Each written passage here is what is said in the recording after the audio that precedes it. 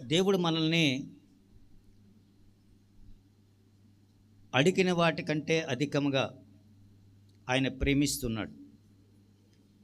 నువ్వేదైతే అడుగుతావో దాన్ని నీకు అనుగ్రహిస్తాడు అనే సత్యాన్ని మరొక మారు మనం గమనించాల్సి ఉంటుంది. మీరు కోరుకున్నది మీకు దొరుకుతుంది. దేవునికి మహిమ కలుగునుగాక. చంద్రిక కోరుకున్నది తనకు దొరుకుతుంది. అలాగే బన్నీ కోరుకున్నది దేవుడు బన్నీకి అనుగ్రహిస్తాడు. అలాగే ఇక్కడున్నటువంటి వారికి అందరికీ కూడా మీరు కోరుకున్నది మీకు లభించునుగాక.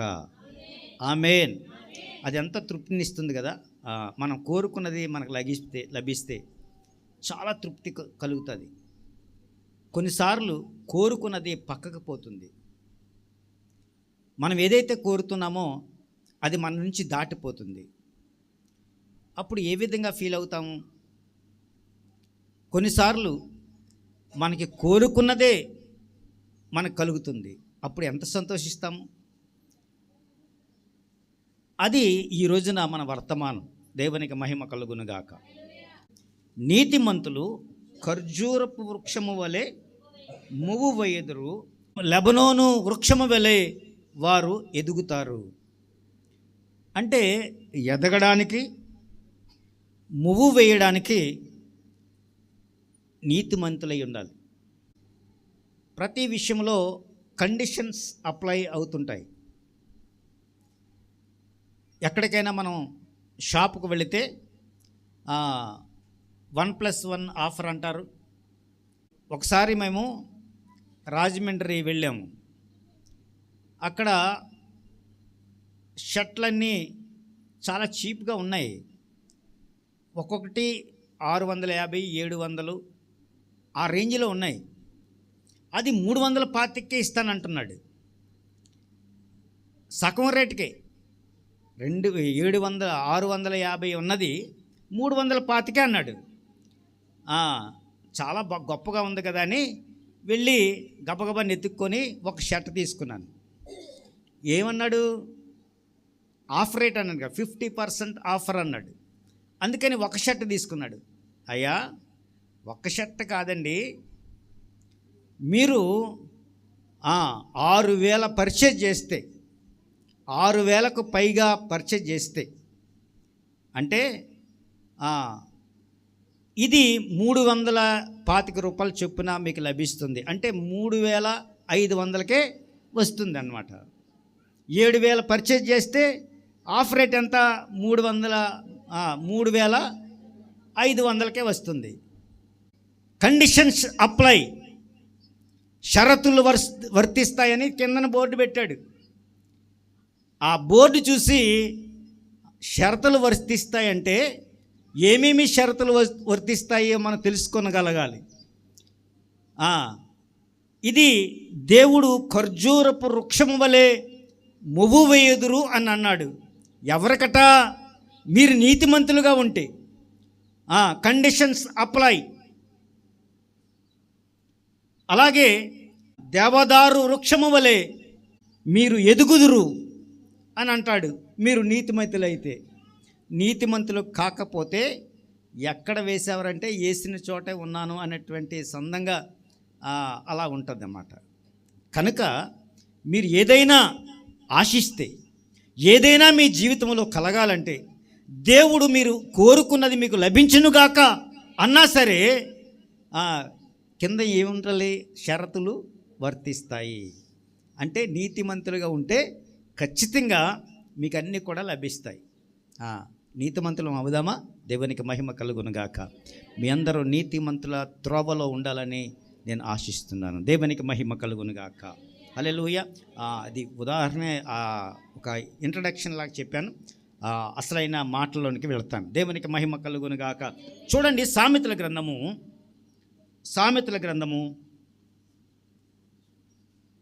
10వ అధ్యాయము, సామెతల గ్రంథంలోంచి 10వ అధ్యాయము, సామెతల గ్రంథము 10వ అధ్యాయము 24వ వచనం. భక్తిహీనులు దేనికి భయపడునో అదే వానికి మీదకి వచ్చును. చాలా జాగ్రత్తగా వినండి. భక్తిహీనుడు దేనికి భయపడతాడో అదే వాడి మీదకి వస్తుందట. అది రాకూడదు రాకూడదు రాకూడదు అని అంటే అదే వాడి మీదకి వస్తుందట. మీరు భక్తిహీనతలో ఉన్నారా, నీతిమంతులుగా ఉంటున్నారా? మీరే గుర్తించండి, మీరే గమనించండి. భక్తిహీనుడు దేనికి భయపడును? భక్తిహీనులు దేనికి భయపడును? దేనికి భయపడును? అదే వాని మీదకి వచ్చును. అదే వాని మీదకి వచ్చును. వాని మీదకి వచ్చును. ఏంటి వస్తుందట? అది రాకూడదు అని అంటే అదే వస్తుందట. భక్తిహీనతలో ఉంటే, భక్తి లేకుండా జీవిస్తే ఏదైతే నా మీదకి రాకూడదు, ఏదైతే నా మీదకి రాకూడదు అదే నీకు మీదకి వస్తుంది. ఏ నింద నాకు రాకూడదు అనుకుంటావో అదే నింద నీ మీదకి వస్తుంది. నువ్వు ఏది రాకూడదని ఇష్టపడతావో అదే నీ మీదకి వస్తుంది. నాకు ఆరోగ్యం కుదుట పడాలి, ఆరోగ్యం ఉండాలి అని కోరుకుంటే అనారోగ్యమే వస్తుంది నీకు భక్తిహీనతలో ఉంటే. భక్తిహీనతకు మనము దూరస్తులముగా ఉండాలి. భక్తిహీనుడు దేనికి భయపడును అది వాని మీదకి వచ్చును. నీతిమంతులు ఆశించినది వానికి దొరుకును. నీతిమంతుల గురించి మనం మాట్లాడుకున్నాం ఇప్పుడు దాకా. ఏం మాట్లాడుకున్నాం? నీతిమంతులు ఖర్జూర వృక్షము వలె మువ్వు వేస్తారు, లెబనోను దేవదారు వృక్షము వలె వారు ఎదుగుతారు అని చదువుకున్నాం. అంటే నీతిమంతుల గురించి మాట్లాడుకున్నాం. ఇక్కడ రాయబడినటువంటి సామెతల గ్రంథంలో రాయబడినటువంటి రెండవ మాట ఏంటంటే, నీతిమంతులు ఆశించినట్లు వారికి దొరుకును. చప్పట్లు కొడతారు ఒకసారి. చంద్రిక, నువ్వు ఆశించినది నీకు దొరుకుతుందట. ఏం రాయబడి ఉంది అక్కడ? నీతిమంతులు ఆశించినది వారికి దొరుకును. నీతిమంతులుగా ఉంటే ఎన్ని లాభాలో, ఎన్ని లాభాలో. నీతిమంతులుగా నువ్వు ఉంటే, నీతిమంతుడిగా ఉంటే నువ్వు ఆశించినది నీకు దొరుకుతుందట. ఎప్పుడు దొరుకుతుంది అంటే నువ్వు నీతిమంతులుగా మార్చబడితే. భక్తిహీనుని గురించి కూడా రాయబడి ఉంది. వాడు దేనికి భయపడతాడో అదే వాని మీదకి వస్తుందట.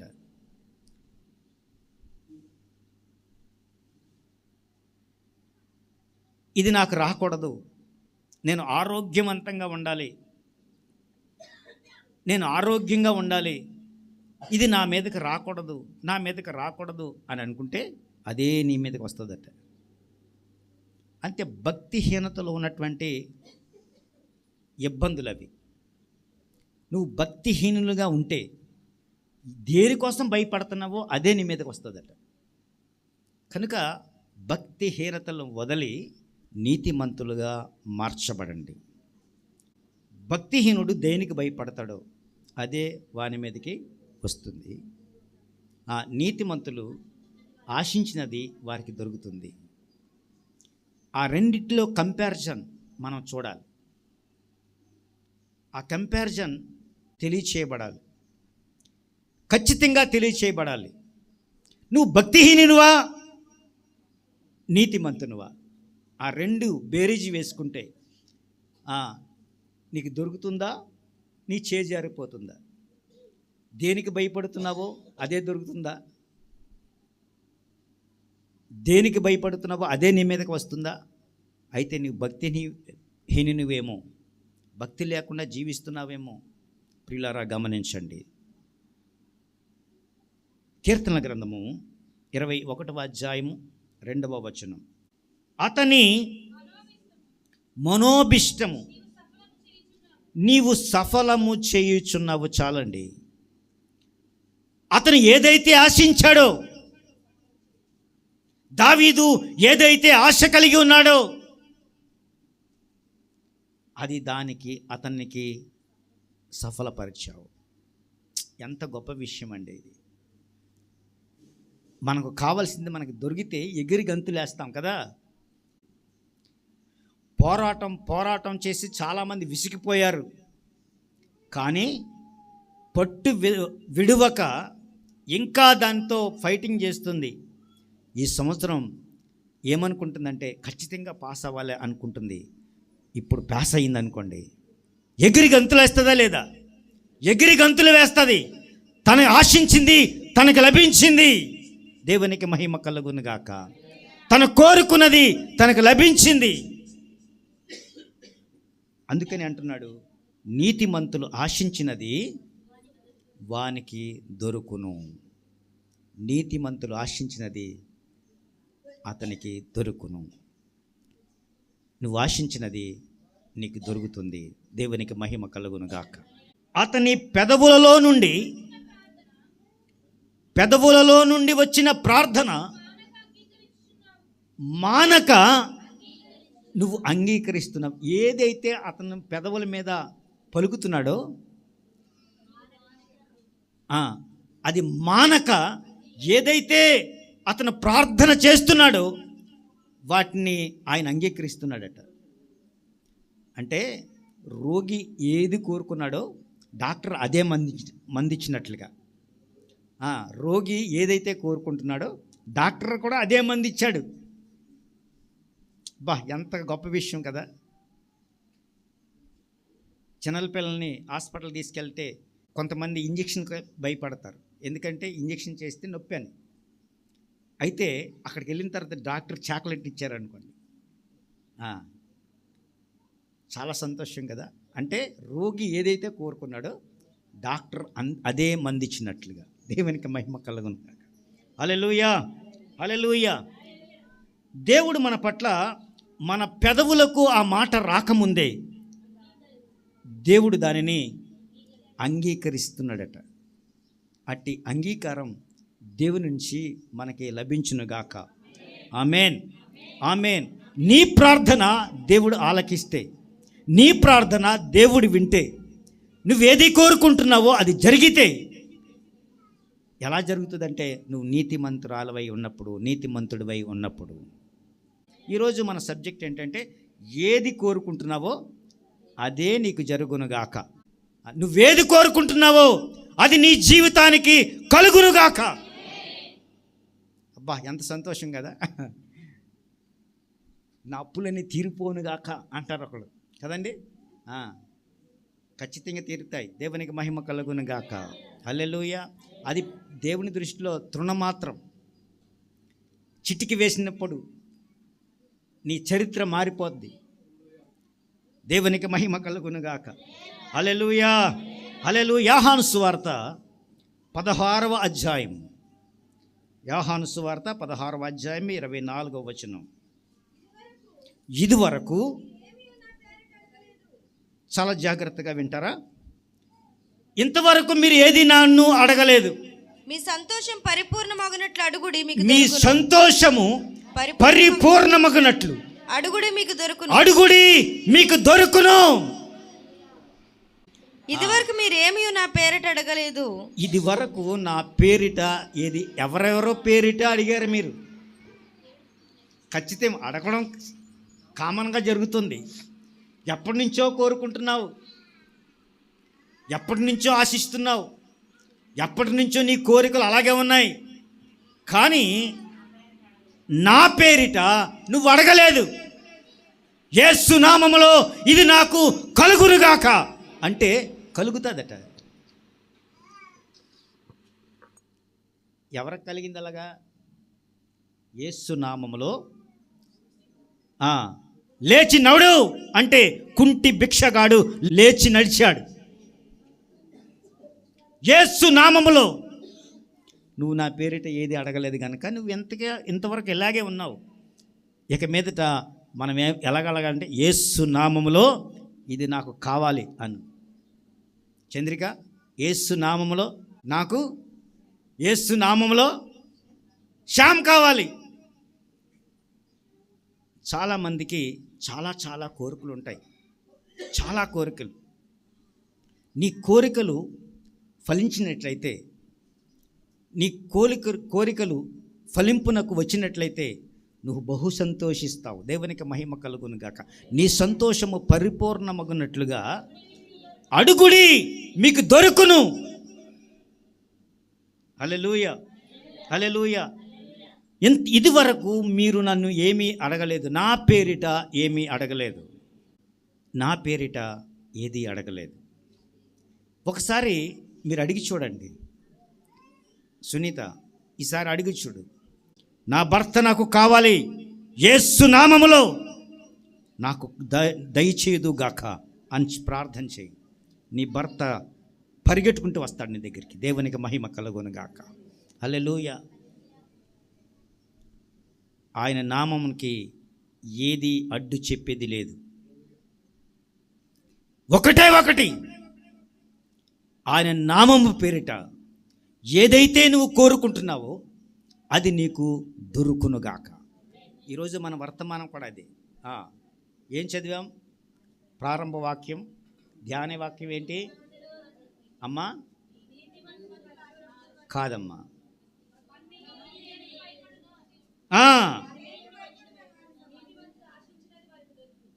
ఏమట? భక్తిహీనుడు దేనికి భయపడునో అదే వాని మీదకి వస్తుందట. భక్తిహీనతలో ఉన్నవారు దేనికి భయపడితే అది నీ మీదకి వస్తుంది. అదే వచనంలో ఉంటుంది, నీతిమంతులు ఆశించినది వారికి దొరుకును. దేవునికి మహిమ కలుగును గాక. ఎంత మంచిగా మనం అందరం నీతిమంతులుగా మారిపోతే మీరు అనుకున్నది మీకు లభిస్తుంది. ఒక్కటే, ఏమి చేయక్కర్లేదు. ఇందులో సీక్రెట్ ఏమీ లేదు, బహిర్గతమే. దేవుడు బహిరంగంగా మనకి రచించి పెట్టాడు, రాసి పెట్టాడు. ఏమిటి పెట్టాడంటే నీతిమంతులుగా మార్చబడండి, అన్నీ మీకు కలుగుతాయి. మీరు ఏదైతే ఆశిస్తున్నారో అది మీకు దొరుకుతుంది. నీతిమంతులుగా మార్చబడండి అర్రా, నీతిమంతులుగా మార్చబడండి. అనీతిమంతులుగా మార్చబడద్దు, అనీతిమంతులుగా ఉండొద్దు. నీతిని అనుసరించి, నీతిని కోరుకొని, నీతియుక్తమైనటువంటి జీవితం జీవిస్తే ఖచ్చితంగా నువ్వు కోరుకున్నది నీకు దొరుకుతుంది. దేవునికి మహిమ కలుగును గాక. హల్లెలూయా. కీర్తనకారుడు రాస్తున్నాడు 37వ అధ్యాయము 4వ వచనం అనుకుంటా, చూడండి. యెహోవాను బట్టి సంతోషించుము, ఆయన నీ హృదయ వాంఛను తీర్చును. నీ కోరిక సఫలపరచబడును, నీ అభిష్టము నెరవేర్చబడును, నీ కోరిక సిద్ధింపబడును. ఆమేన్. యోబు గ్రంథము 3వ అధ్యాయము 25వ వచనం. ఏది వచ్చునని నేను బహుగా భయపడితినో అదియే నాకు సంభవించెను. దేనికోసమైతే నేను భయపడ్డానో, ఏది వస్తుందని భయపడ్డానో అదే నా మీదకు వచ్చింది, అదే నా మీదకు వచ్చింది. నాకు భీతి పుట్టించినదే నా మీదకి వచ్చుచున్నది, నాకు భీతి పుట్టించినదే నా మీదకి వచ్చి, నేను భయం కలిగి ఉన్నాను, భయం నా మీదకి వచ్చింది, నేను భయపడుతూ ఉన్నాను, అదే నా మీదకి వచ్చింది. కొన్ని సందర్భాల్లో ఏం జరుగుతుందంటే, మనం దేనినైనా ఒక మాట ఉచ్చరించేటప్పుడు, దేనినైనా మనం ఉచ్చరించేటప్పుడు ఒక కాంక్రీట్ డెసిషన్ నీకు ఉండాలి. ఉచ్చరించడంలో నువ్వు దైవజనుడివి, దేవుని నమ్మినట్టు బిడ్డవు, దేవుని ఎరిగినటువంటి బిడ్డవు. నువ్వు ఏదైనా కోరుకుంటే అదే నీకు జరుగుతుంది. ఏది భయపడతావో అదే కలుగుతుంది, దేనిని గురించి భయపడతావో అదే కలుగుతుంది. అది భక్తిహీనులకు కాదు. యోబు భక్తిహీనుడా? కాదు కదా. యోబు భక్తిపరుడు, దేనినైనా త్యజించగలిగి దేవుని కోరుకున్నటువంటి వ్యక్తి. ఆయన ఇప్పుడు మాట్లాడుతున్నాడు, ఏది వచ్చునని నేను బహుగా భయపడుతున్నాను అదే నాకు సంభవించింది. అందుకే నేను చెప్పేది ఏంటంటే, మీరు దేనికోసం ఆలోచించి అలా జరుగుతుందేమో, ఇలా జరుగుతుందని దేవుడు ఆమె నన్ను చేస్తావు. ఏం జరుగుతుందో తెలుసా? స్థిరపరచబడుతుంది. తన బిడ్డలు ఏదైతే ఆశిస్తున్నారో, ఏదైతే కోరుకుంటున్నారో, ఏదైతే తలంపు కలిగి ఉంటున్నారో దాన్ని దేవుడు ఆమెనంటే నీకు ప్రమాదం. అలాంటి మాటలు పలకండి. శుభం పలకాలి. శుభం పలకకపోతే నీకు కీడు సంభవిస్తుంది. జాగ్రత్త. అనవసరంగా వేరే వేరే మాటలు, వేరే ఊహలు నీ మైండ్లోకి రానివ్వకు. అది స్థిరపరచబడుతుంది. ఖచ్చితంగా దేవుడు ఆమెనంటే నీ బిడ్డ ఏదైతే కోరుకున్నావో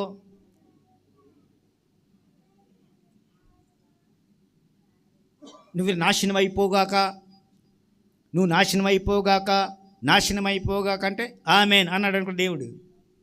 నువ్వు నాశనం అయిపోతావు లేదా? జాగ్రత్తగా ఉండండి. మీరు మాట్లాడే ప్రతి మాట ఆచితూచి మాట్లాడండి. పొరపాటున బ్యాడ్ న్యూస్ ఏదైనా ఉంటే మీ మైండ్లో తుడిచిపెట్టేయండి. బ్యాడ్ సంకేతాలని తుడిచిపెట్టేయండి. అనుకూల వచనమే పలకండి. దేవునికి ఇష్టమైన మాటలే పలకండి.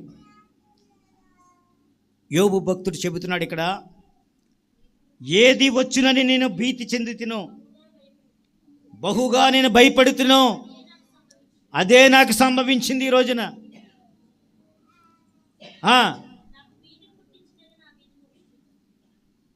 నాకు భీతి పుట్టించినదే నా మీదకి. నేను ఏదైతే భయపడ్డానో అదే జరిగింది ఈ రోజున. ఫ్లారెన్స్ గారు, ఏదైతే నువ్వు భయపడతావో అదే కలుగుతుంది. దేనికి భయపడకు. దేవుడున్నాడు నీ పక్షంగా. భయపడకండి. దేవుడు శ్రేష్టమైన వాడు, బహుమేలు జరిగించే దేవుడు. నీ పక్షంగా మేలు చేయడానికి ఇష్టపడుతున్నాడు ఆయన. మేలునే కోరుకోండి తప్ప కీడుని మాత్రం కోరుకోకండి. మొదటి యోహాను పత్రిక 5వ అధ్యాయము 14వ వచనం, 14-15 వచనాలు.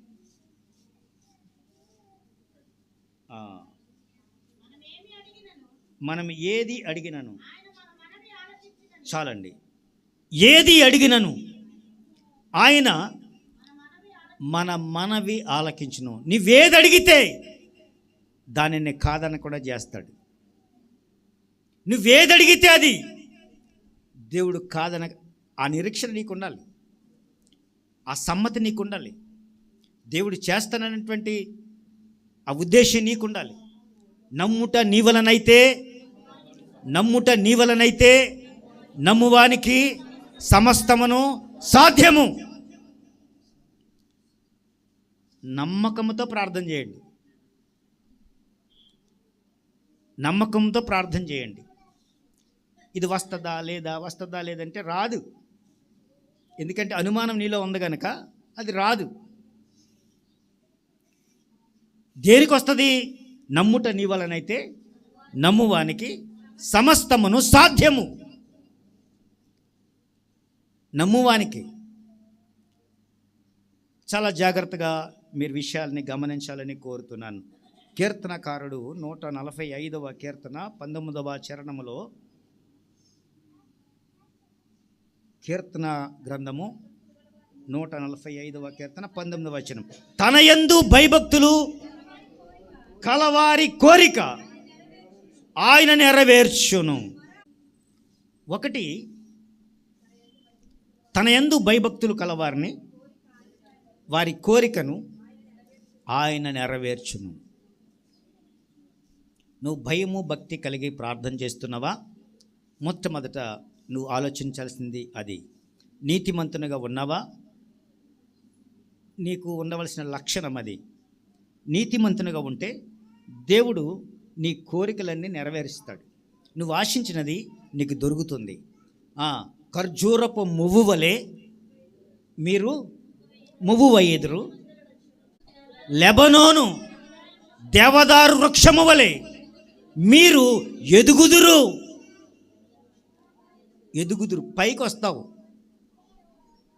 దేవునికి మహిమ కలుగునిగాక. అందుకనే భయభక్తులు కలిగిన వారై ఉండండి. భయభక్తులు కలిగిన వారై ఉంటే దేవుని ఎడ భయము నీకుంటే, నీతిమంతుడుగా ఉంటే నువ్వు కోరుకున్నది నీకు దొరుకుతుంది. ఒకటి చాలా ఇందులో సీక్రెట్స్ ఏమి లేవు. నువ్వు కోరుకున్నది నీకు దొరకాలి అంటే నువ్వు నీతిమంతుడిగా మారిపో. Simple thing. నువ్వు చేసిన తప్పులన్నీ విడిచిపెట్టు, పాపాలన్నీ విడిచిపెట్టు. దేవునికి నీతిమంతుడిగా ఉండడం అంటే ఎలాగో నీకు తెలియకపోతే అడిగి తెలుసుకో. ఎవరిని అడగక్కర్లేదు, దేవుడిని అడగాలి. దేవా, నేను నీతిమంతుడిగా ఉండాలనుకుంటున్నాను, ఎలాగయ్యా? ఒక వ్యక్తి అడిగాడు కదా, నేను పరలోక రాజ్యంలో ప్రవేశించాలంటే ఎలాగంటే దేవుడు సొల్యూషన్ చెప్పాడు. ప్రతి ఒక్కరు కూడా దేవుణ్ణి అడగాలి. దేవుడు చెబుతాడు, అయ్యా నేను నీతిమంతుడిగా ఉండాలనుకుంటున్నాను, నేను ఏమేమి కార్యక్రమాలు క్రియలు చేయాలి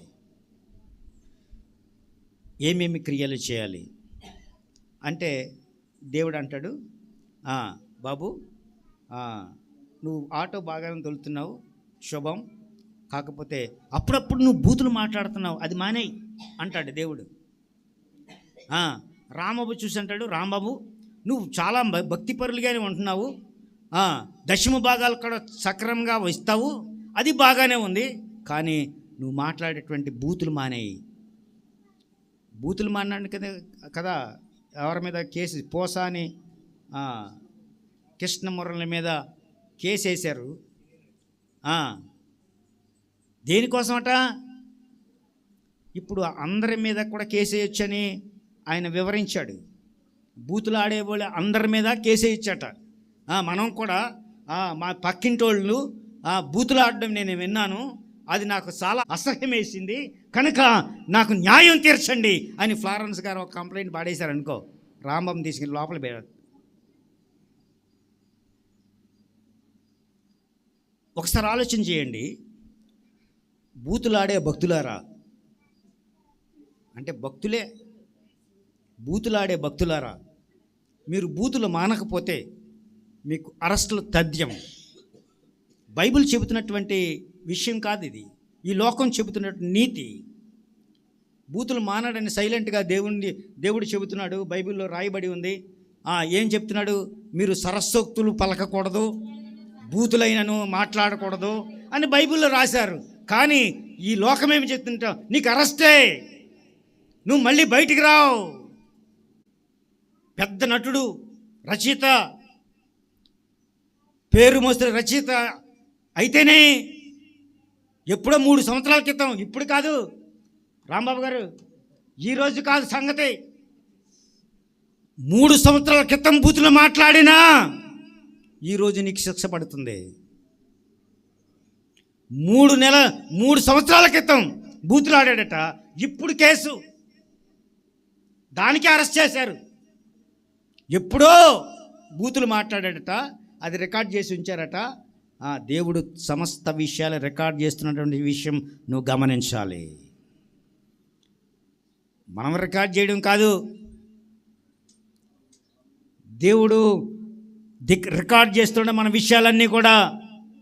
ఎక్కడెక్కడ ఏం మాట్లాడావో కృష్ణ, ఎక్కడెక్కడ ఏం మాట్లాడావో రికార్డింగ్ చేయబడుతుంది. ఎప్పుడొకప్పుడు నీ ముందు తెర లేపుతాడు, తెర తీస్తాడు, అవన్నీ నీకు వినిపిస్తాడు. నువ్వు మాట్లాడావు అని. అందరికీ కూడా ఒక హెచ్చరిక. దేవునికి మహిమ కలుగునుగాక. తన యందు భయభక్తులు గల వారి కోరిక ఆయన నెరవేర్చును. భయభక్తులు కలిగి ఉంటే ఆయన నువ్వు కోరుకున్నదేదో ఆయన నీకు నెరవేరుస్తాడట. నెరవేర్చడానికి ఎంతమంది ఇష్టపడుతున్నారు? చప్పట్లు కొట్టండి ఒకసారి గట్టిగా. బాగానే ఉన్నా. దేవునికి మహిమ కలుగునుగాక. చూడండి, లూకాసు వార్త 11వ అధ్యాయం 9వ వచనం. నా టైం అయిపోయింది, ముగిస్తాను. అటువలే మీరు కూడా అడగండి. బూతులాడే భక్తులరా, మీరు కూడా అడగండి. మీరు కూడా అడగండి, మీకు ఇయ్యబడును. అంటే ఎవరికి ఇయ్యబడును? బూతులాడే భక్తులకు కాదు, అసలైన భక్తులకి, నీతిమంతులుగా ఉండేవారికి. మీ నీతిమంతుల కోసం మనం మాట్లాడుకుంటున్నాం. నీతిమంతులకి ఏమేమి ప్రయోజనాలు కలుగుతాయో వివరించబడింది, వాటిని మనం ధ్యానిస్తూ ఉన్నాం. అటువలనే మీరును అడుగుడి, మీకు ఇయ్యబడను. వెదకుడి, అది మీకు ఇవ్వబడును. తట్టుడి, మీకు తీయబడును. కానీ మన దేవుడు ఏమంటున్నాడో తెలుసా? అడుగు ప్రతి వానికి. క్యాస్ట్ ఫీలింగ్ లేదు, కులమతాల తారతమ్యం లేదు, పేద ధనిక తారతమ్యాలు లేవు. ఒక్కటే ఒక మాట, అడుగు ప్రతి వానికి ఇయ్యబడును. అడుగు ప్రతి వానికి ఇయ్యబడును, వెదుకు వానికి దొరుకును, తట్టు వానికి తీయబడును. దేవునికి మహిమ కలుగును గాక. మత్తయి సువార్త 5వ అధ్యాయము 6వ వచనం. మత్తయి సువార్త, నీతి కొరకు ఆకలి దప్పులు గలవారు ధన్యులు. నీతి కొరకు, నీతిమంతులారా, మీకోసమే ఈ మాట. నీతి కొరకు అవసరమైతే ఆకలి దప్పులు కలిగి ఉండండి. దేనికోసం? నీతి కొరకు. ఆకలి దప్పులైనా భరించండి. వారు తృప్తిపరచ, ఏమి తినకుండా పోయినా, ఏమీ తినకుండా కదండి. నీతి కొరకు ఆకలి దప్పులు అంటే ఏంటి? ఏమీ తినకుండా ఉంటే తృప్తిపరచబడతావు. ఏమీ తినకున్నా, ఆకలి దప్పులు కొని ఉన్నా దేవుడిని తృప్తిగా ఉంచుతాడట. నీతిమంతుని ఆకలి దప్పులు కొని ఉన్నా వారు తృప్తిపరచబడదురు. నీకు జీవితంలో తృప్తి మిగులుతుంది. ఈ లోకంలో తృప్తి లేని వారు చాలామంది. 90% ఎవరికి తృప్తి ఉండదు. తృప్తి కలిగినటువంటి వారు చాలా తక్కువ కదండి. చీరల కంపెనీలోకి తీసుకెళ్ళండి, చీరల కొట్టులోకి. తృప్తి ఉంటుందా? ఏ చీర తీస్తారు, ఇంకొక చీర చూస్తూ ఉంటారు. ఈ చీర చూస్తూనే ఉంటారు, ఈ చీర కాదని ఇంకొక చీర చూస్తూ ఉంటారు. తృప్తి ఉండదు కదండి. ఆడవాళ్ళకి ఇంకా తృప్తి ఉండదు. చీరలు బీరు అనేది నింపేసిన తృప్తి ఉండదు జీవితానికి. కానీ ఆకలి దప్పులు గలవారు ధన్యులు, వారు తృప్తిపరచబడదురు. దేవుడు నీకు తృప్తిని దయచేస్తాడు, సంతృప్తిని కలగజేస్తాడు. అది చాలా గొప్ప విషయం. చాలామందికి జీవితంలో తృప్తి ఉండదు, కానీ నువ్వు తృప్తిపరచబడతావు. దేవునికి మహిమ కలుగునుగా. సాటిస్ఫాక్షన్ అనేది నీలోనికి వస్తుంది. ఇక చాలు. బైబిల్ గ్రంథంలో రాయబడి ఉంది కదా, నీ కృప నాకు చాలు, ఇంకేం అవసరం లేదు, నేను తృప్తిపరచబడ్డాను, నీ కృప నాపై ఉంది, నీ మేలు నాలో ఉంది కనుక నేను తృప్తిపరచబడుతున్నాను. ఇక చాలు, నీ కృప నాకు చాలు, నీ కృప నాకు చాలు. దేవునికి మహిమ కలుగునుగా. మార్కు సువార్త 11వ అధ్యాయము 24వ వచనం. మార్కు సువార్త 11వ అధ్యాయము 24వ వచనం. అందుచేత, చాలా జాగ్రత్తగా వినండి, అందుచేత మీరు ప్రార్థన చేయునప్పుడు మీరు అడుగుచున్న వాటిని ఎల్లను, అమ్మా ఏమనాలి? అడుగుచున్న ప్రతిదాన్ని